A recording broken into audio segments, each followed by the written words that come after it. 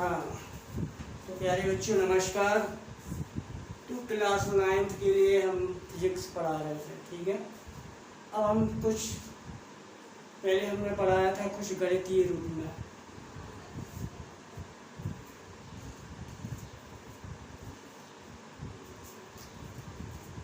पहले हम कुछ पढ़ा रहे थे गणितीय रूप में पढ़ा रहे थे, ठीक है। कुछ हमने डेरिवेशन बताए थे। अब हम कुछ थ्योरी के बारे में बताते हैं, ठीक है। तो हम अपने चारों तरफ जितनी भी वस्तुएं देखते हैं और जिनको हम महसूस करते हैं, आप देखते होंगे आपके घर में लाइट जल रही, पंखा चल रहा, कूलर चल रहा, एसी चल रहा, गाड़ी चल रही, ये सब भौतिक विज्ञान के अंतर्गत आते हैं, ठीक है। ये सारी चीज़ें इनका हम अनुभव करते हैं। हवा भी चल रही तो हवा भी भौतिक विज्ञान के अंतर्गत आती है, ठीक है। घड़ी चल रही है, ठीक है। तो कई सारी चीज़ें हम जो अपने आसपास देखते हैं, वातावरण में देखते हैं, घर में ही देखते हैं, ठीक है। तो ये सारी चीज़ें लगभग भौतिक विज्ञान के अंतर्गत आती हैं, ठीक है। तो हम देखते हैं, आज हम पढ़ते हैं राशियों के बारे में, ठीक है। तो भौतिक विज्ञान में क्या होता है, बहुत सारी राशियाँ होती हैं। तो इन राशियों को क्या किया गया है, दो भागों में बांटा गया है। इन राशियों को दो भागों में बांटा गया है। पहली राशि है अदिश राशि और दूसरी राशि है सदिश राशि। अदिश राशि में क्या होता है, अदिश राशि को व्यक्त करने में केवल परिमाण की आवश्यकता होती है, ठीक है, दिशा की आवश्यकता नहीं होती है। क्या बोला अदिश राशि? ऐसी राशियां जिन्हें व्यक्त करने के लिए केवल परिमाण की आवश्यकता होती है, दिशा की आवश्यकता नहीं होती है। तो ऐसी राशियां कहलाती हैं अदिश राशियां, ठीक है। जैसे समय हुआ, दूरी हुई, चाल हुआ, ठीक है, ताप हुआ, ठीक है, ये सब विद्युत धारा हुआ। तो ये सब राशियां अदिश राशियों के अंतर्गत आती हैं। तो ऐसी राशियां कहलाती हैं अदिश राशियां। अब चलते हैं सदिश राशियां। जैसे अदिश राशि का उदाहरण, जैसे हमारे पास ये पेन है। मान लो इस पेन का जो द्रव्यमान है वो कितना है, मान लो है 10 ग्राम। तो इसमें परिमाण है, इसमें द्रव्यमान है कितने किलोग्राम, हमने कह दिया 10 ग्राम। तो 10 ग्राम है, 10 जो ग्राम है वो परिमाण है, ना कि इसमें कोई दिशा है, ठीक है। तो इसमें इसका केवल परिमाण शो हो पा रहा, दिशा शो नहीं हो पा रहा। तो ऐसी राशि कहलाती है अदिश राशि।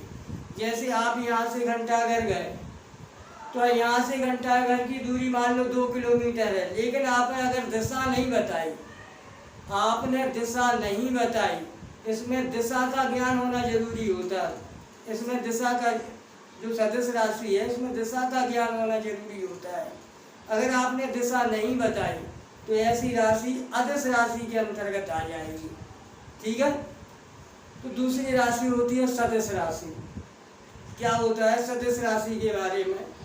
ऐसी राशियां जिनको व्यक्त करने के लिए परिमाण और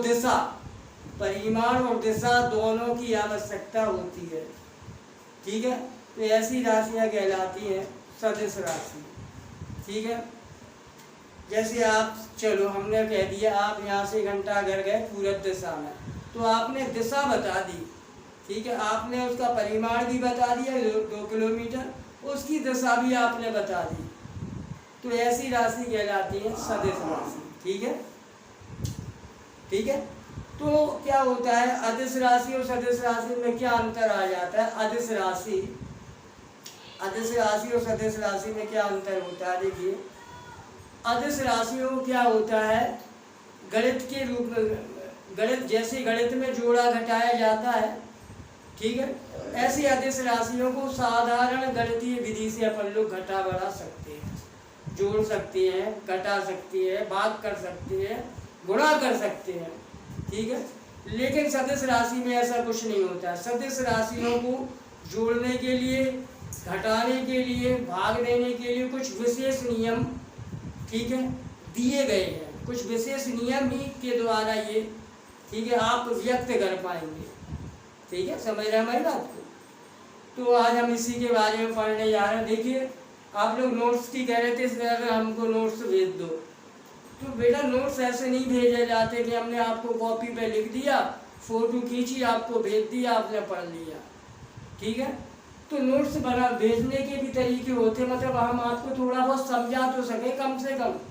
ठीक है, आपके अंदर फीलिंग तो आए कि हमने, हाँ हमारे सर ने थोड़ा बहुत पढ़ाया है तो हमें समझ में आ जाएगा। ठीक है, तो थोड़ा बहुत देखते हैं। तो हम आज पढ़ाने जा रहे हैं अदिश राशि व सदिश राशियाँ। ठीक है, तो ध्यान से देखिए और ये नोट कर लेना और ये आप नोट से बना लेना। ठीक है, तो अदिश राशियाँ, जिन भौतिक राशियों को व्यक्त करने के लिए केवल परिमाण की आवश्यकता होती है, दिशा की नहीं, उन्हें अदिश राशियाँ कहते हैं। जैसे लंबाई, दूरी, समय, क्षेत्रफल, द्रव्यमान, आयतन, चाल, घनत्व, दाव, कार्य, ऊर्जा, शक्ति, कोण, ताप, विद्युत धारा आदि अदिश राशियों के उदाहरण हैं।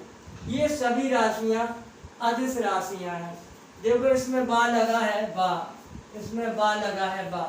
देखो सदिश राशियों में बहुत सी राशियों में बा लगा है, लेकिन ये घनत्व और दाव, ये घनत्व और दाव को छोड़कर देखो, घनत्व और दाव दोनों अदिश राशियां हैं। सदिश राशियों में देखो अधिकतर बा लगा होगा, अधिकतर बा। देखना अभी हम इसको समझा देते, पहले अदिश राशि के बारे में ध्यान से सुनना। आपको इसी वीडियो में याद कर लेना है, अपने मन से लिखना है। ठीक है, तो हम क्या कहें, जिन भौतिक राशियों को व्यक्त करने के लिए केवल परिमाण की आवश्यकता होती है, दिशा की नहीं, उन्हें अदिश राशियां कहते हैं। उदाहरण आप बहुत अच्छे से दे सकते हैं, 4-5 लिख दो काफी है। जैसे हमने बोला लंबाई, दूरी, समय, क्षेत्रफल, द्रव्यमान, आयतन, चाल, घनत्व, दाव, कार्य, ऊर्जा आदि। ठीक है, अदिश राशियों को ध्यान से सुनना, अदिश राशियों को गणित के साधारण नियमों के द्वारा जोड़ा जाता है, गुणा किया जाता है, भाग किया जा सकता है। देख लो, अब आते हैं सदिश राशियां। तो सदिश राशियां, जिन भौतिक राशियों को व्यक्त करने के लिए परिमाण और दिशा दोनों की आवश्यकता होती है, उन्हें सदिश राशि कहते हैं। सदिश, उन्हें सदिश राशियां कहा जाता है। जैसे देखो हमने बोला अधिकतर बा लगा, विस्थापन, वेग, त्वरण, बल, ठीक है, बलाघूर्ण, आवेग देखो बा है, भार, विद्युत देखो बा है, आदि सदिश राशियां हैं। ठीक है, ये सब सारी सदिश राशि, एक बार फिर सुन लेना ध्यान से। जिन भौतिक राशियों को व्यक्त करने के लिए परिमाण और दिशा दोनों की आवश्यकता होती है, उन्हें सदिश राशि कहा जाता है। जैसे विस्थापन, वेग, त्वरण, बल, बलाघूर्ण, संवेग, आवेग, विद्युत क्षेत्र, बा लगा विद्युत क्षेत्र आदि सदिश राशियां हैं। देखो इनमें बा लगा है, बा, दाव, घनत्व, देखो इन्हें नहीं लिख देना सदिश राशियों में, हमने बोला सब में बा लगा है, इनमें भी बा लगा है। ठीक है, तो इनको ये अदिश राशियां हैं। ठीक है, एक बार फिर सुनो, सदिश राशियां, जिन भौतिक राशियों को व्यक्त करने के लिए परिमाण और दिशा दोनों की आवश्यकता होती है, उन्हें सदिश राशि कहा जाता है। जैसे विस्थापन, वेग, त्वरण, बल, आवेग, संवेग, ये सब सदिश राशियां हैं।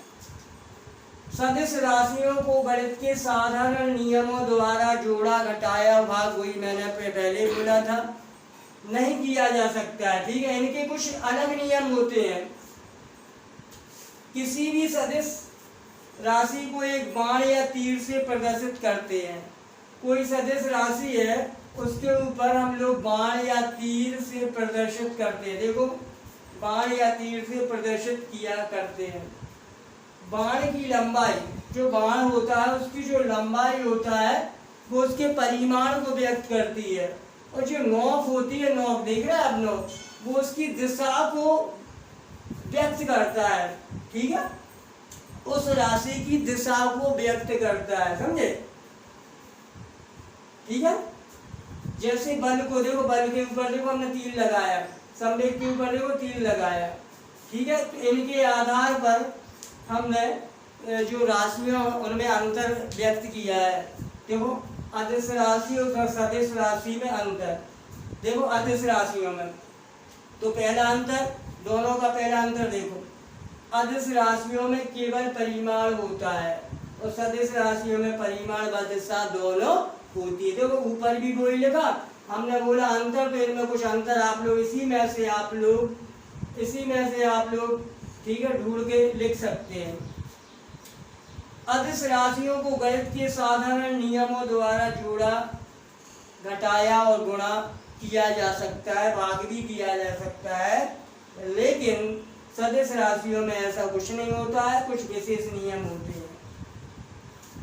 अदिश राशियों को साधारण अक्षरों द्वारा देखो, जैसे कार्य को W, देखो कार्य को W द्वारा व्यक्त किया जाता है।